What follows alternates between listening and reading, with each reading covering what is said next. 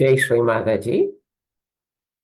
எல்லோருக்கும் இனிமையான மாலை வணக்கங்கள்.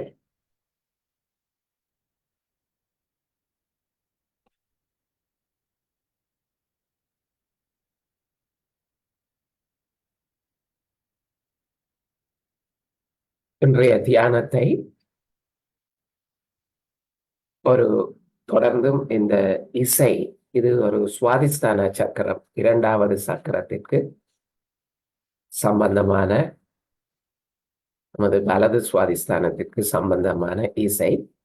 இந்த இசையை தொடர்ந்தும் ஒரு 5 நிமிடம் கேட்டு நம் கவனத்தை முழுமையாக சுவாதிஸ்தான சக்கரத்தில் வைத்து தியானத்தை நாம் இந்த இசையுடன் ஆரம்பிப்போம்.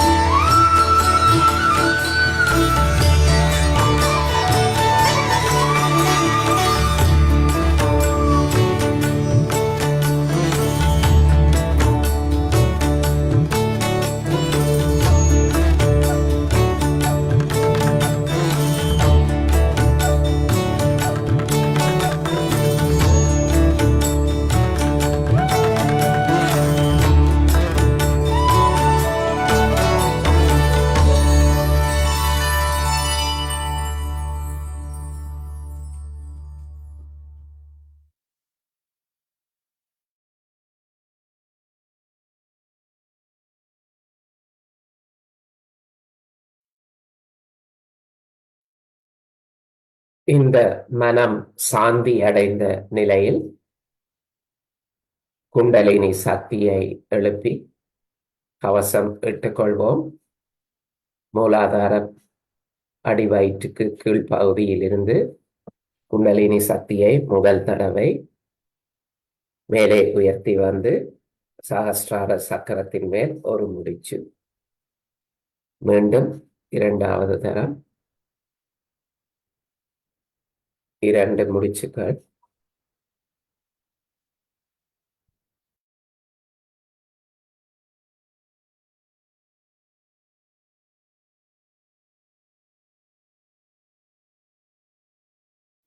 மூன்றாம் தரம்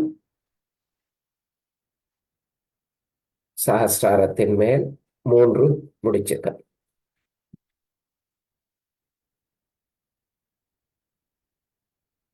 கவசமிட்டுக் கொள்வோம். இடமிருந்து வலமாக மூலாதாரம், சுவாதிஸ்தானம், நாபி பவசாகரம், இருதயம், விஷுதி, ஆக்ஞா, சஹஸ்ரா.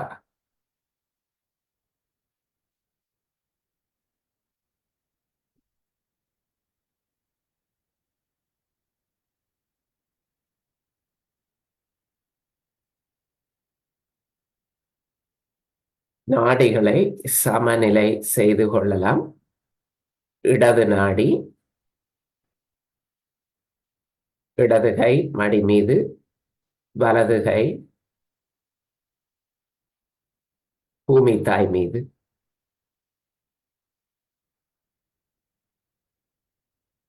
அன்னையே, எங்கள் இடது நாடியை சமநிலைப்படுத்தி தாருங்கள். அதில் இருக்கும் அனைத்து எதிர்மறை சக்திகளையும் கடந்த கால பாதிப்புகளையும் இந்த பூமி தாய் வழியாக ஈர்த்து விடுங்கள்.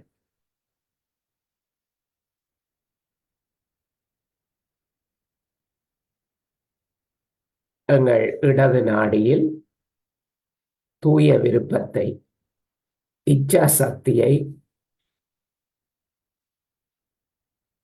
நிலை பெற செய்யுங்கள்.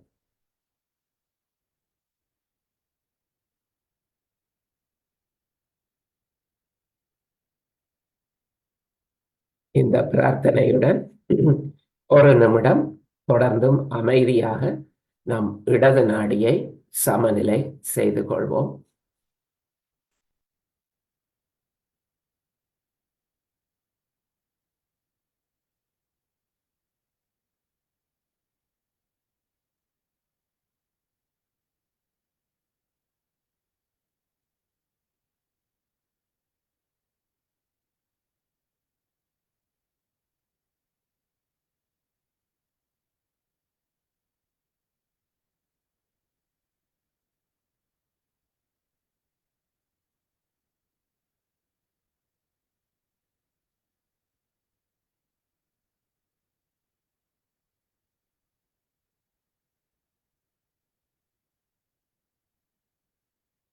இப்பொழுது நாம் எங்கள் வலது நாடியை சமநிலை செய்யலாம்.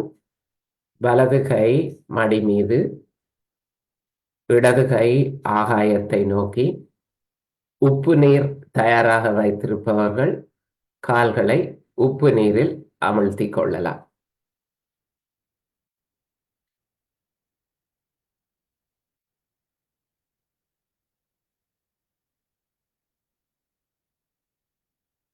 அன்னையே, எங்கள் வலது நாடியை சமநிலைப்படுத்தி தாருங்கள். அதில் இருக்கும் அனைத்து வெப்பம், எதிர்காலம் பற்றிய சிந்தனைகள், கவலைகளை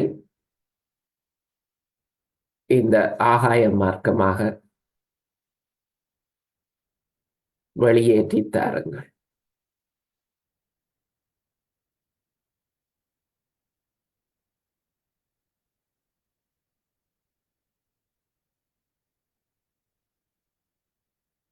தொடர்ந்தும் சிறிது நேரம் இந்நிலையில் வலது நாடியை இந்த பிரார்த்தனை மூலம் சமநிலை செய்து கொள்வோம்.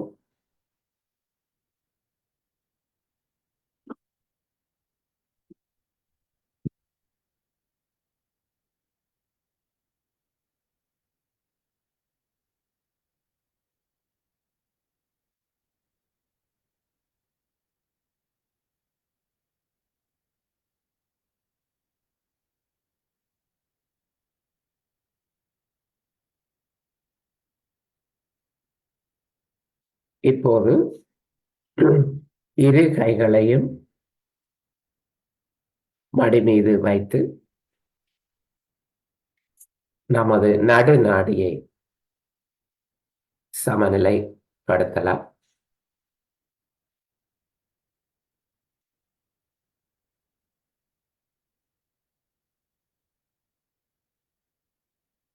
அன்னையே,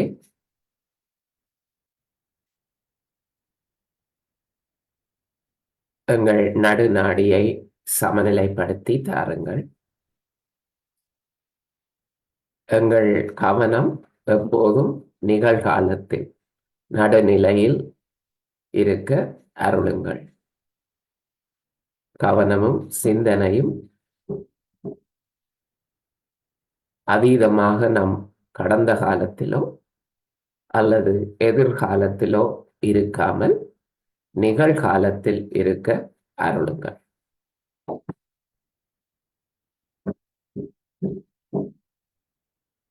அந்த நிகழ்காலத்தில் இருந்து இந்த தியானத்தில் நாம் கவனம் செலுத்த அருளுங்கள்.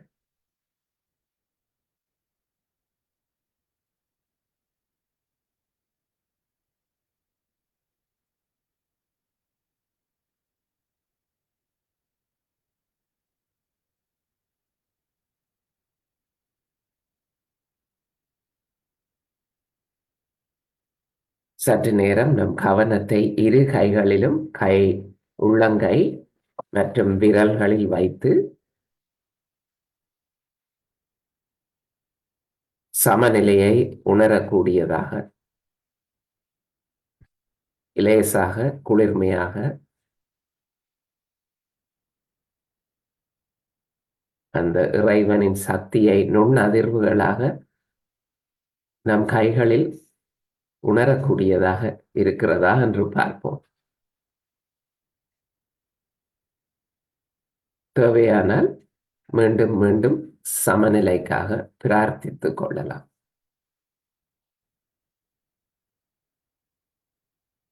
நீங்கள் உங்கள் கைகளின் நிலையை பொறுத்து உங்களுக்குள்ளே மீண்டும் மீண்டும் சமநிலைக்கு பிரார்த்திக்கலாம்.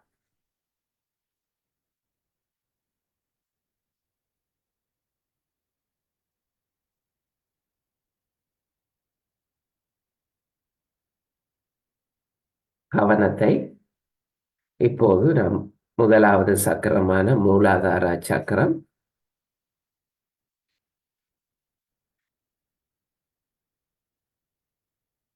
அதில் வைத்து இந்த ஒரு சிறிய பிரார்த்தனையுடன் அதில் அந்த சக்கரத்தில் தியானிக்கலாம். அன்னையே, எங்கள் கவனத்திலும் எண்ணத்திலும் செயலிலும் எப்போதும் தூய்மை இருக்க அருளுங்கள்.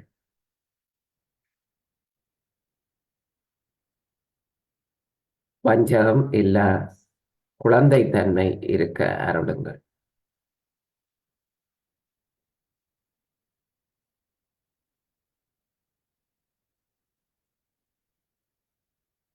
விவேகம் அருளுங்கள்.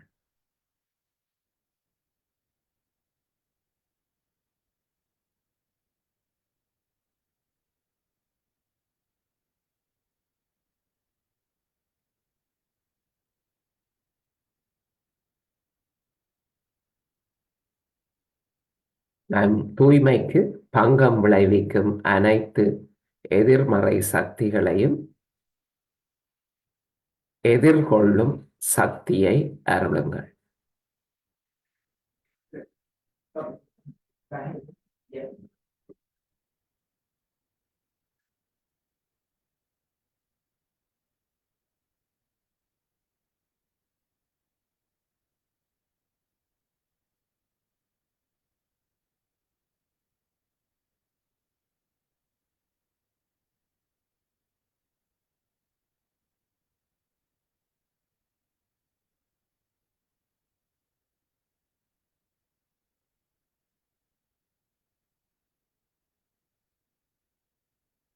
நம் கவனத்தை மூலாதார சக்கரத்தின் மேல் இருக்கும் புனித எலும்பு பகுதியில் இருக்கும் அன்னை குண்டலினி சக்தியில் வைத்து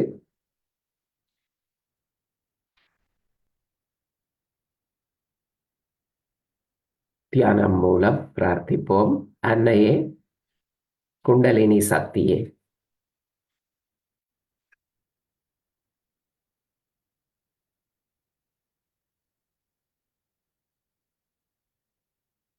தாங்கள் விழிப்படைந்து எங்கள் முள்ளந்தண்டு வழியாக மேலெழுந்தருளுங்கள். எங்கள் மைய நாடி வழியாக மேலெழுந்தருளுங்கள்.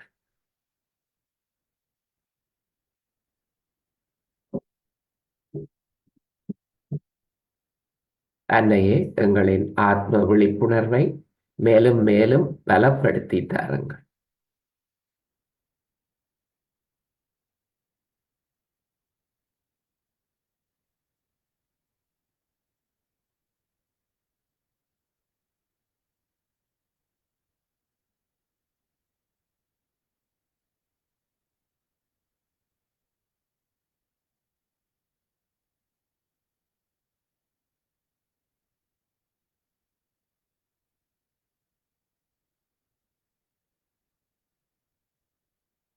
கவனம் மூன்றாவது சக்கரமான வயிற்றின் மைய பகுதியில் இருக்கும் நாபி சக்கரத்தில்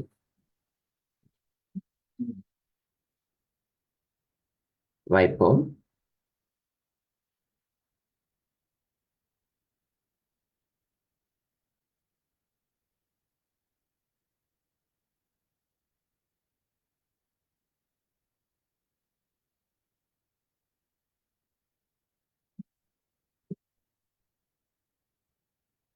நம் குண்டலினி சக்தி மேலெழும்போது அது முதலில் நாபி சக்கரத்தை அடைந்து பின்னர் சுவாதிஸ்தான சக்கரம் நாபி சக்கரத்தை சுற்றி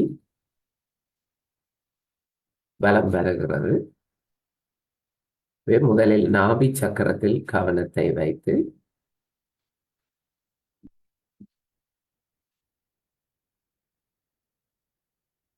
அன்னையே, எங்கள் வாழ்வில் அமைதியும் திருப்தியும் அருளுங்கள்.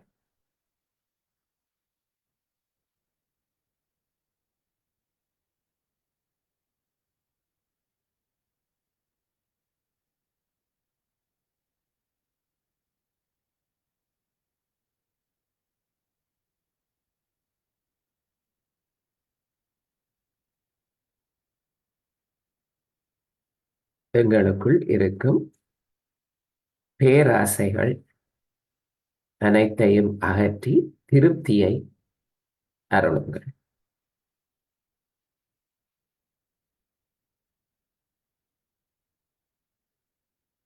போது கவனத்தை நாம் இரண்டாவது சக்கரமான சுவாதிஸ்தான சக்கரத்தில் வைப்போம். இது நாபிக்கும் மூலாதாராவுக்கும் சக்கரத்திற்கும் இடையில் இருக்கிறது. ஆனால் அது நாபி சக்கரத்தை சுற்றி வருகிறது.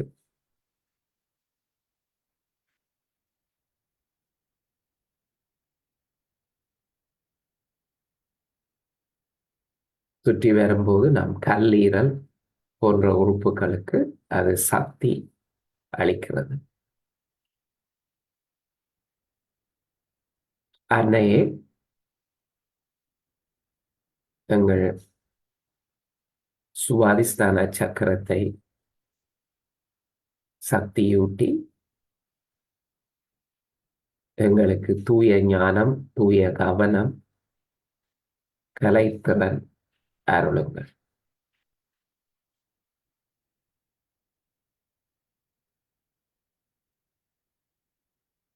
எங்கள் சிந்தன சக்தியை ஒருமுகப்படுத்தி தியானத்தில் பதிய அருளுங்கள்.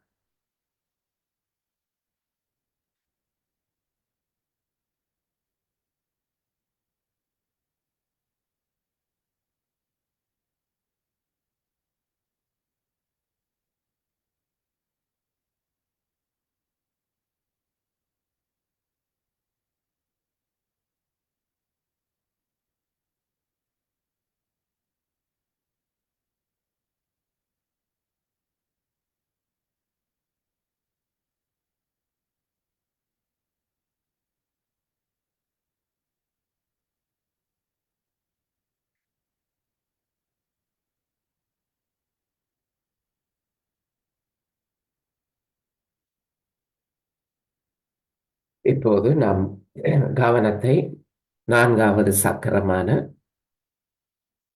இருதய சக்கரத்தில் வைப்போம். இடது கை மடி மீது இருக்கட்டும். வலது கையை எடுத்து இடது பக்கத்தில், இருதய சக்கரத்தின் இடது பக்கத்தில் வலது கையை வைத்து, இன்று சற்றே இதயத்தில் அதிகம் கவனம் செலுத்துவோம். அன்னையே, எங்கள் ஆத்மாவை ஒளியூட்டி தாருங்கள்.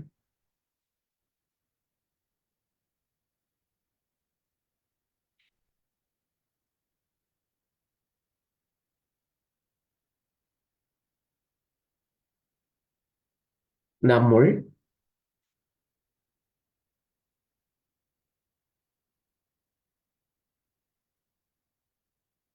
தாய்மையின் குணாதிசயங்களை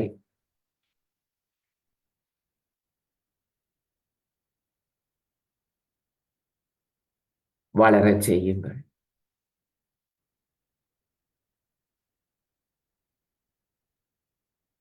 எங்கள் ஆத்மாவிலிருந்து தூய அன்பானது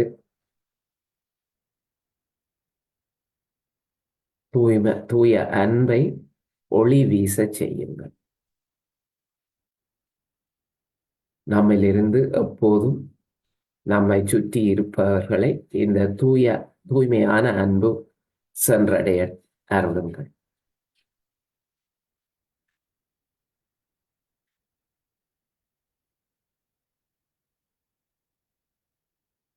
நம்முள் இருக்கும் அனைத்து ஆத்மாவின் எதிரிகளையும் வெளியேற்றி விடுங்கள். காமம், குரோதம், லோபம், மோகம்,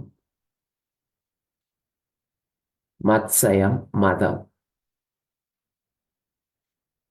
தூய்மையற்ற விருப்பங்கள், கோபம், பேராசை, மோகம், பொறாமை, போட்டி மற்றும் ஆணவம், இவை அனைத்தையும் வெளியேற்றி விடுங்கள்.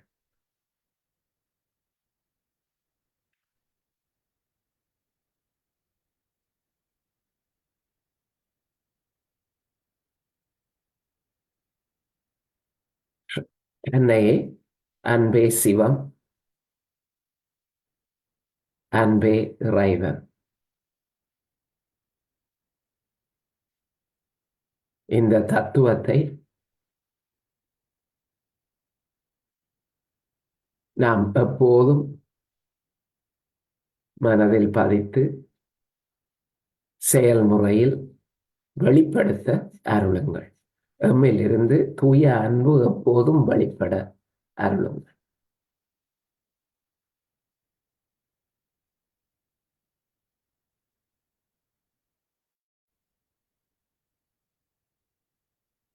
இடது கையை, வலது கையை நடு இருதய பகுதியில் வைப்போம். இடது கை மடி மீது, வலது கை இடது இருதயத்திலிருந்து நடு இருதயத்திற்கு வரட்டும்.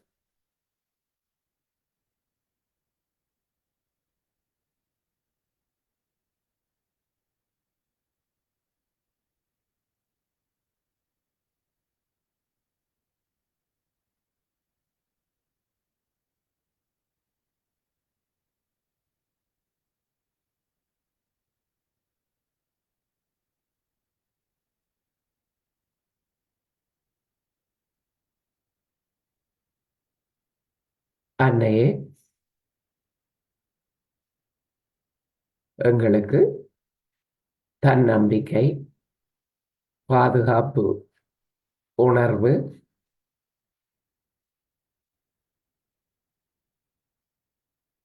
துணிவு,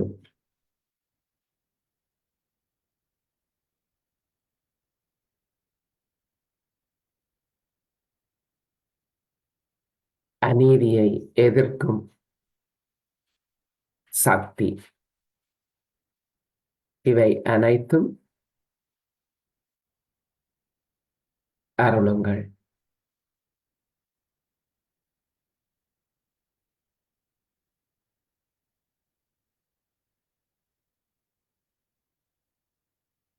வலது கையை நம் வலது இருதயத்தில் வைப்போம்.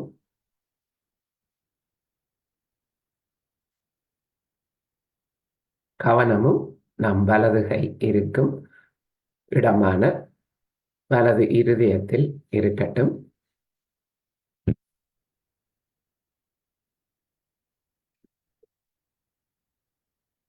அன்னையே,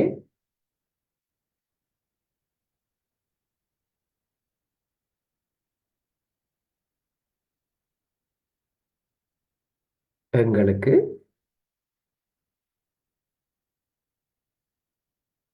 தர்மத்தின் எல்லைகளை, நடத்தைகளின் நன்னடத்தையின் எல்லைகளை அறியத் தாருங்கள். கடமை, பொறுப்புணர்ச்சி தாருங்கள்.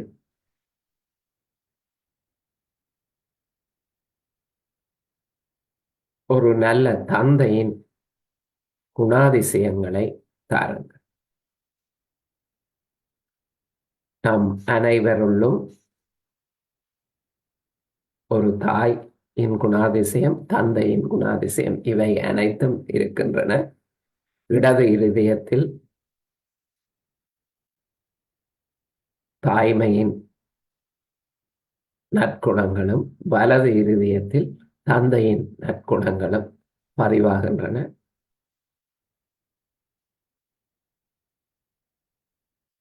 அன்னையே, வலது இருதயத்தில் நம்முள் கடமை, பொறுப்புணர்ச்சி, தந்தையின் நற்குணங்கள் அருளுங்கள்.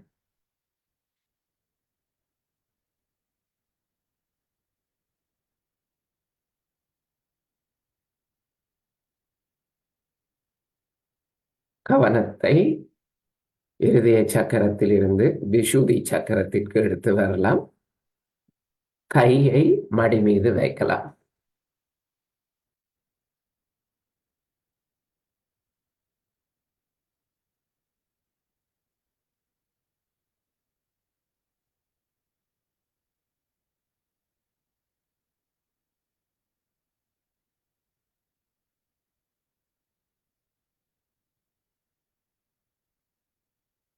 அன்னையே,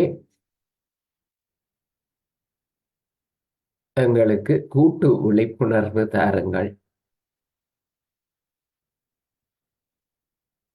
கூட்டு தியானம், கூட்டமைப்பின் மகிமையை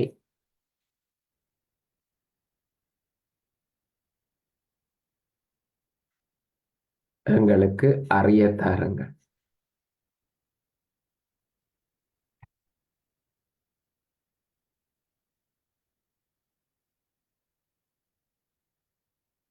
இனிமையாக பேசும் திறனை தாருங்கள். நம்மை சுற்றி இருக்கும் அனைவருடனும்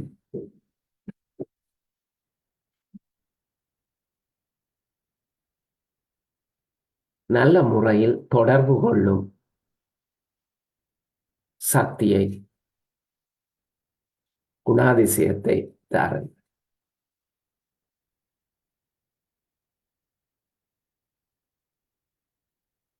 நல்ல நேர்மையான உறவை பேணக்கூடிய திறனை தாருங்கள்.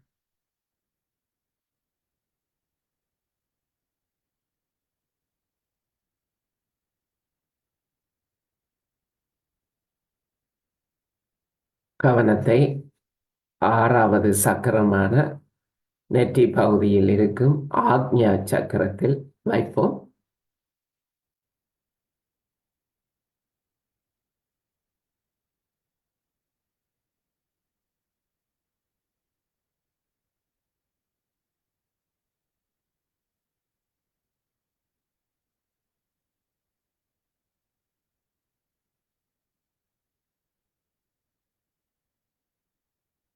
அன்னையே,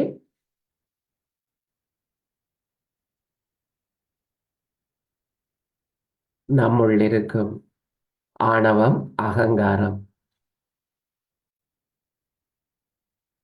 இவை அனைத்தையும் சரணடைகின்றோம். அதாவது துறந்து விடுகின்றோம். துறந்து விட அருளுங்கள்.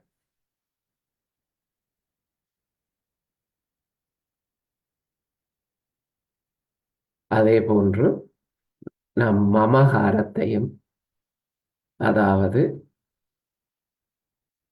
எமது வளர்ப்பினால், சமுதாயத்தினால் நாம் பழகிய அனைத்து தவறான கொள்கைகள், நடத்தைகள் அவற்றையும் துறந்துவிட சரணடைய அருளுங்கள்.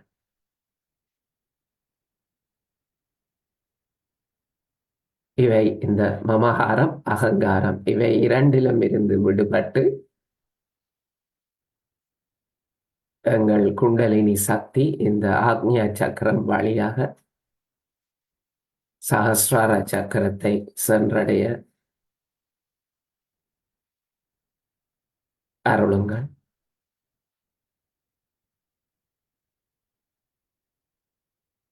எங்களுக்கு மன்னிக்கும் திறன், மன்னிக்கும் சக்தி அருளுங்கள்.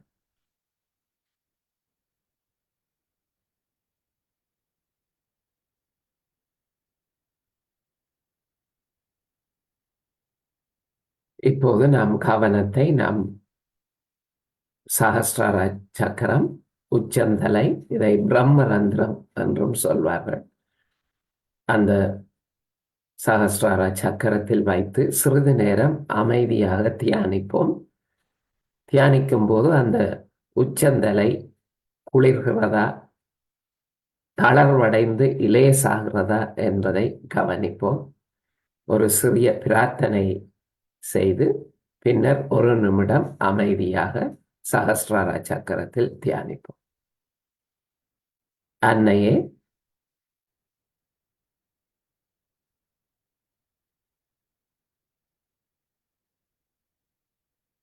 எங்கள் முழு கவனம் குண்டலினி சக்தியானது இந்த சகஸ்ரார சக்கரத்தில்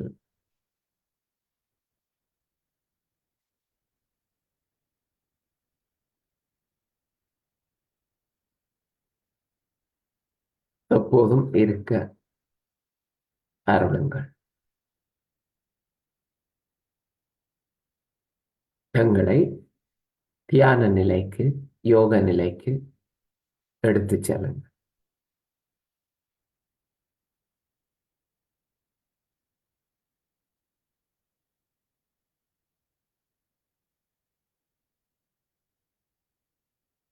சகஸ்ராரத்தில் எங்கள் ஆத்மாவும் பரமாத்மாவும் இணையும் அனுபவத்தை தாருங்கள்.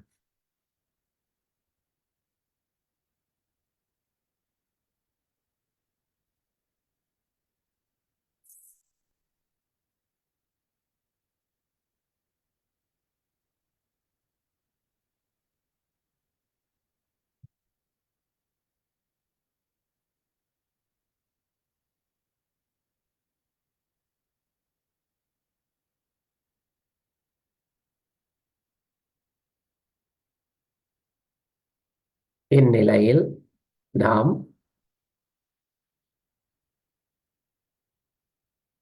ஸ்ரீமாதாஜி ஆற்றிய ஒரு உரை, எங்கள் இதயத்தை திறப்பது எப்படி,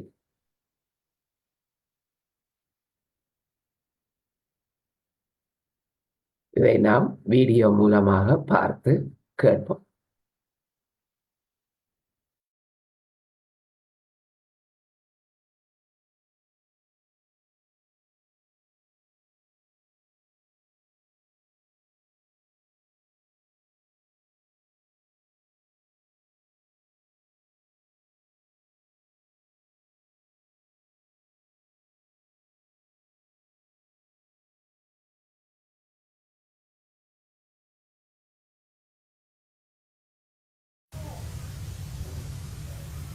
So to love God is even more difficult.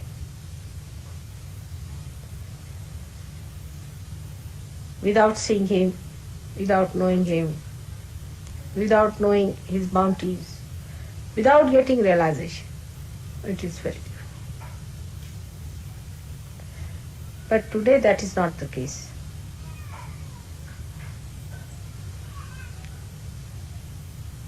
But still you have to have no fear in your mind. Trust. You trust yourself and trust others. First of all, try to trust yourself. If you have made mistakes, you have to say, yes, I have made mistakes, all right. So what? Trust yourself that you can correct yourself also. Trusting doesn't mean blind ego trip. It does not mean that. Trust means that, yes, I can correct myself. I can improve. I can do better. Some people think that if you trust yourself, then you should never confess anything that you have done wrong.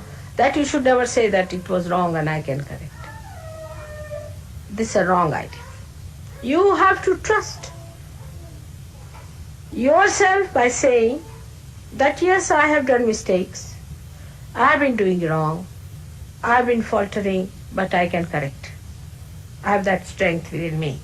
I can rise above all these things. I have that thing within me which I can use to my advantage.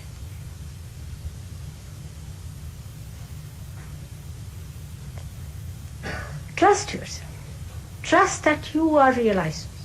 Trust that God loves you, that He has chosen you to be His instrument. Love yourself.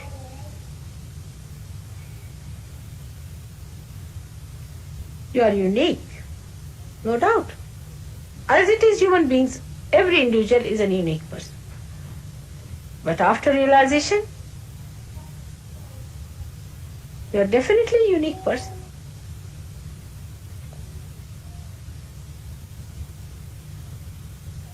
It never means ego trip. One has to use discretion about understanding.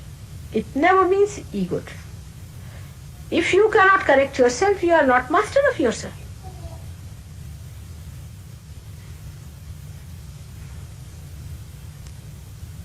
Yes, you are not perfect.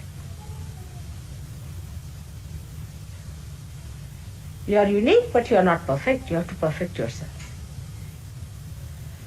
These words can be very confusing. When I say you are unique, immediately you think you are perfect. These are two words, unique and perfect. Somebody can be unique, but he can have imperfections. So you have to perfect yourself. And trust in yourself that you can perfect yourself through your Kundalini awakening, clearing your chakras. By understanding yourself, you can perfect yourself. You have to perfect. I have so many ways I tell you. Directly, sometimes indirectly, through friends, somehow point out that this is the problem with you. You should think that I am within you. I am that part within you which is discretion. When you do not understand your own discretion, I try to give you the direction by this way or that way. But people feel hurt, people feel bad, or some of them accept it. If you are seekers and if you are ascending, you are definitely unique, or especially blessed, and you have to pay special attention to yourself. You can't afford to play with yourself. So you have to discriminate between ego or ego trips as they call it and ascent. Ego trips bring you back with the worst hurting. It would be something like throwing you in the air and again you come back with a bump and break one of your necks or something like that. That's what ego trip is. But ascent is where you really rise above. Not only that you rise, but with you you make others rise. In your ascent, you develop tremendous powers. The higher you ascend, the better it is. But not by understanding that I am perfect you can ascend, never so.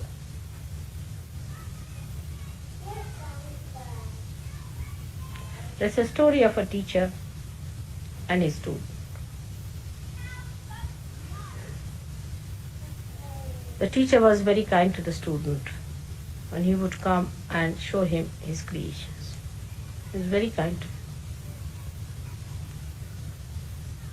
And every time he would say that I have done this good and this is the thing that I have not been able to do. So will you please tell me how to correct it? And the teacher would say, yes, good. You better correct this part. Then do this. One day, the student came and said, now, this is perfect. He said, you are no more student now.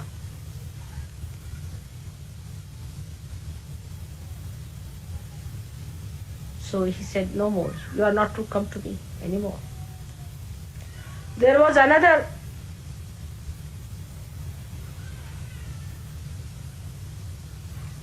student who was coming every day and correcting himself. And he told to his teacher that today I think I can teach others, but not yet perfect. He said, all right, you go and teach. The third one was a student who came and he was always trying to see what was the mistake and how he has to correct, and how he worked very hard, very assiduous, very hard working. And he came to his teacher one day and he said, sir, I will not trouble you anymore now. He said, true, now you take my seat.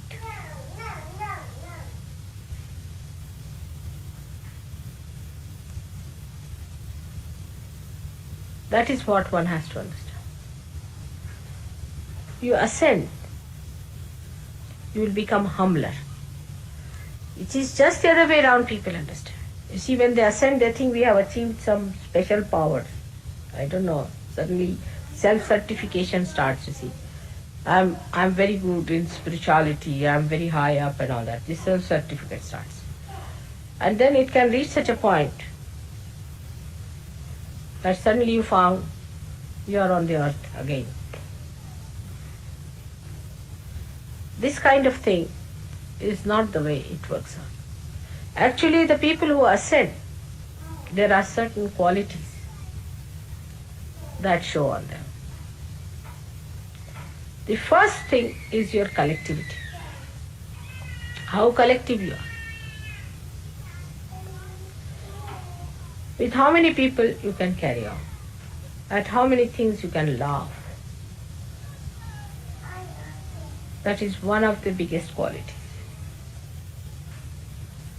The second quality is that how much you accept another's domination, who cuts down your collectivity. You must have your personality separate from everyone. If you allow others to cut your personality, say for example, there's a boss and you are the employee, and the boss is not realized soul and you are a realized soul. Or maybe both are realized souls. Take it like that. And one of them is ascending. Then he becomes humbler, he becomes better, there are congenial relationships. But to a point. He will never compromise with his boss when it comes to his ascent, to his collectivity, to his giving, to his doing things for others.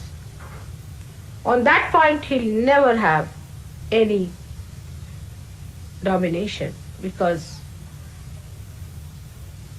how much you feel responsible about yourself is the second point. How much you are responsible to be there, to be a cell in the heart. Any cell that fails the heart.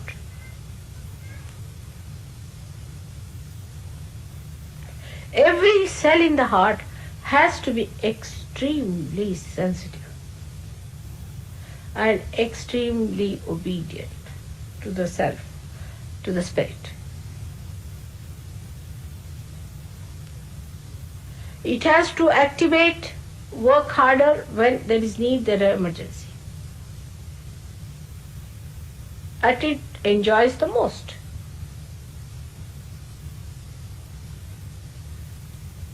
And no impurity should be allowed.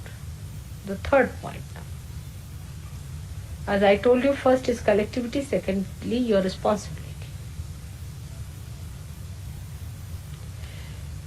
And third point is purity. Purity of your own heart, first of all. Of your own heart, about sincerity, cunningness. As I am saying this, you will be realizing that all Englishmen believe in the contrary. Nowadays, not olden times, but nowadays. Clean heart, transparent, open heart. Trust others. Talk to everyone with an open heart. Trust others. Why do you doubt? If you do not doubt yourself, you will not doubt others. What are they going to take away from you? What have you got? Nobody can take away your nose, eyes, nothing. It's all quite intact. It's all nicely glued down. So nothing is going to disappear. What are they going to hurt to a person who is a realized soul? If your heart is clean, you can see the other person clearly through and through. Innocence is such a powerful thing that even a glance is sufficient to kill a Satan. Purity of heart. Actually, when the heart becomes impure, the impurity flows down to other places. It is not the other way round. It's from the heart. Many people believe that it's the body that becomes impure. I think it is the heart which becomes really impure, and then it starts trickling down to the body, and then it is residual there, it settles down there.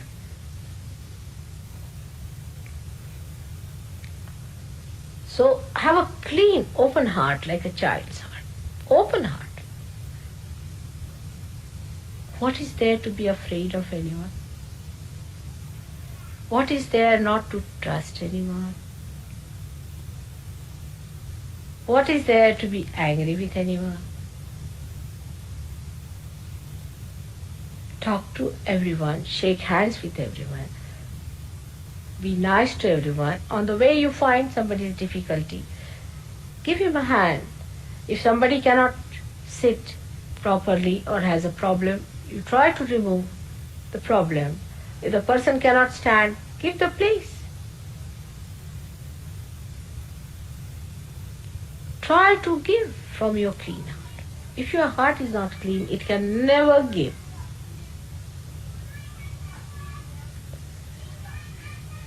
Now, how do you clean the heart?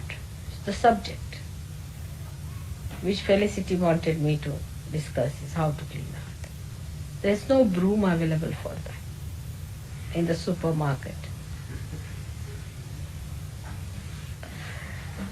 There are no fairy liquids or anything to wash it down.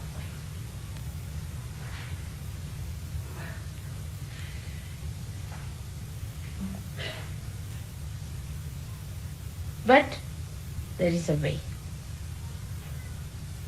Allow your heart to be drenched in your mother's love.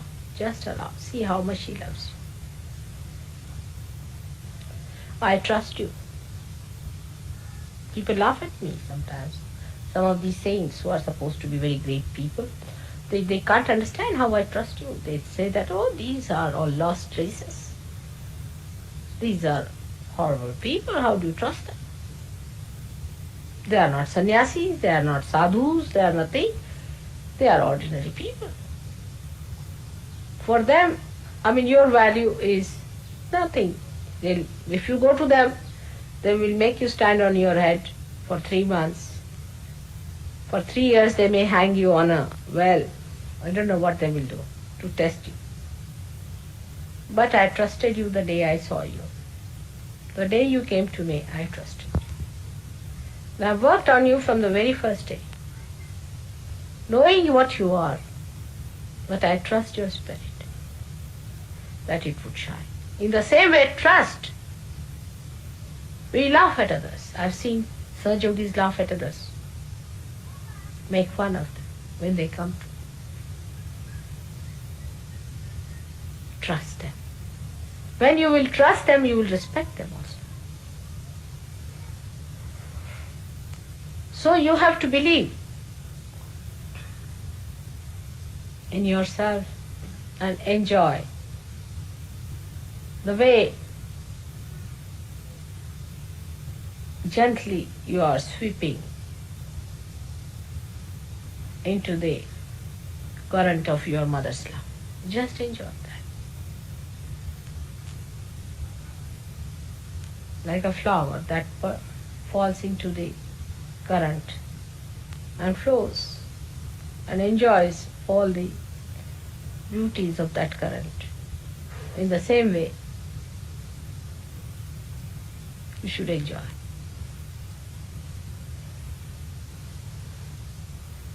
When that enjoyment comes into you, you will start trusting. And trust your mother.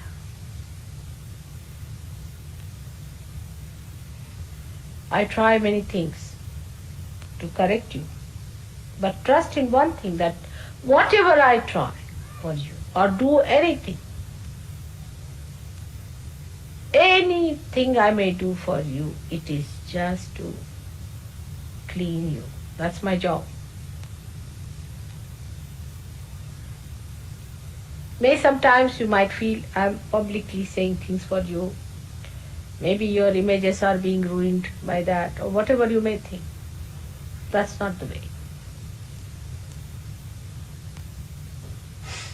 Is for your hita, is for the well-being of your spirit.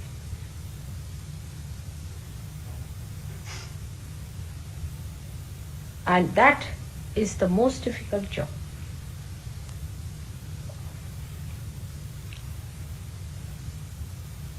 With all this, trust in your heart.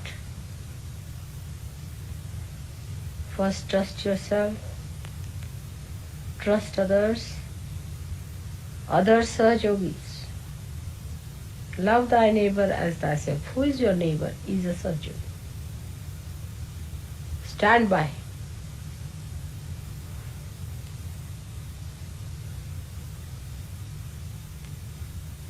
And trust your mother. As I have trusted you, you have to trust me. And it will work out. Open your heart to this trust.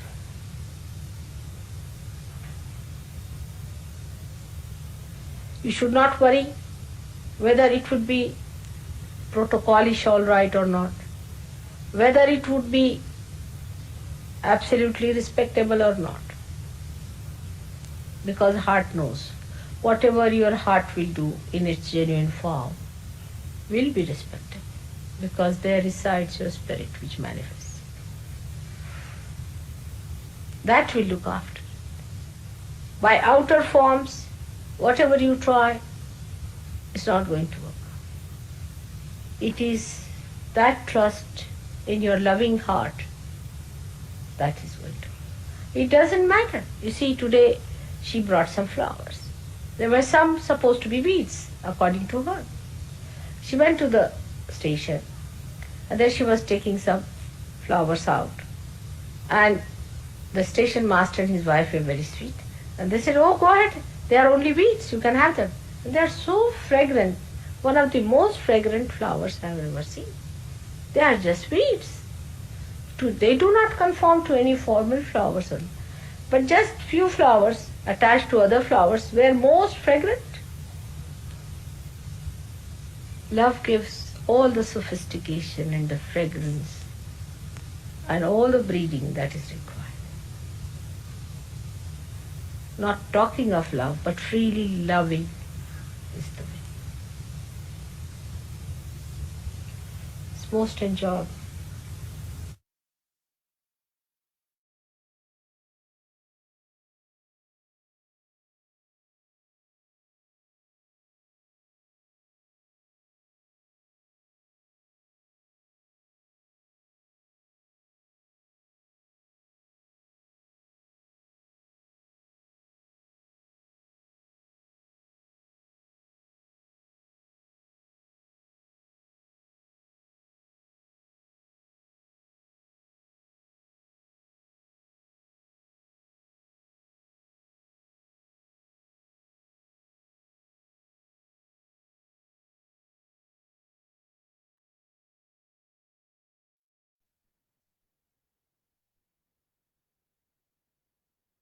தொடர்ந்தும் தியான நிலையில் ஒரு சிறிய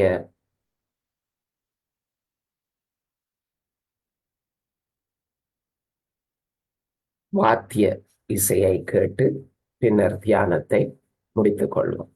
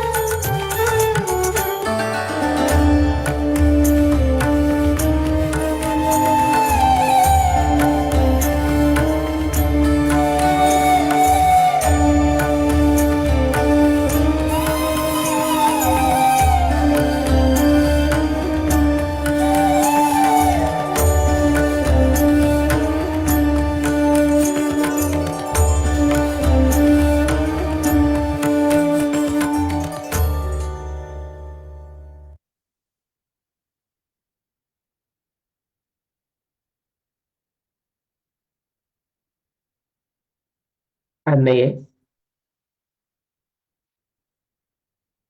எங்கள் குருவாக இருந்து எங்களுக்கு இந்த ஆத்ம விழிப்புணர்வை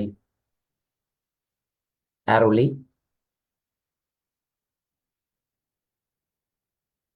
இந்த அறிவை எங்களுக்கு தந்து இந்த தியானத்தை வழிநடத்தவியமைக்கு நன்றி. இப்போது நாம் குண்டலினி சக்தியை எழுப்பி கவசம் விட்டுக் கொள்வோம். 3 தரம் மேல் எழுப்பி பின்னர் 7 கவசம் அமைதியாக விட்டுக்கொள்வோம்.